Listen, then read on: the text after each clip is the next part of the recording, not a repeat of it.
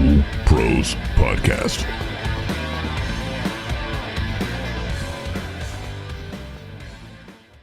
So here it is, guys, the Ridgid RP241. This is their newest press tool that they came out with. It runs off the 12-volt battery. These are some very similar batteries to the Milwaukee 12-volt batteries, but they're not exactly the same.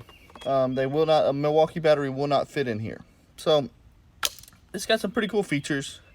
As you can see, you can turn it on, and then it's hard to see out here in the light, but it does have a green LED around the outside here, and as the battery goes dead, the LED will change color to red or whatnot.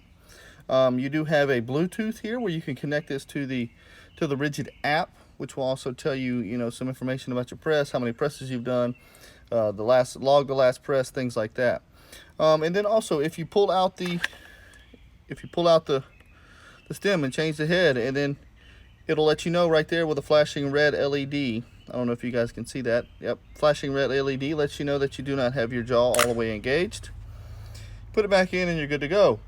Now, if you pull the trigger, it'll flash green to let you know that you did have a good crimp. It also has a couple LEDs here in the middle, one to show that the tool is locked and one to show that the tool needs service. But this thing overall has been a cool little tool for us. Let's do a crimp here. We'll just do a real life version of it. We'll give a good deburring. This is the Navag deburring tool. This thing is pretty nice. All right, let's put our 3/4 coupling on there. There it is.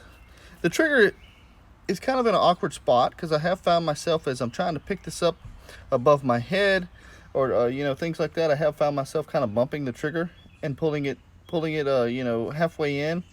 The one thing I will tell you though, guys, it has a release. I was excited about when I found out about the DeWalt having the release. Well, this one has a release also, and I think some of the other the Milwaukee may have a release too. So what you can do, see, now we've already started the press. Let's push the button and see if it'll release down. Yep, you see our piston released down there. So now we can resituate if we need to. Get your finger out of the way, whatever. Some of our guys have had their finger stuck in it, so that's what I'm talking about. That's why the release would be a good idea. So here it is. Pull the trigger. All right, we got our green LED showing that we got a good crimp. There it is, guys. Just that easy. This is the Ridgid RP241.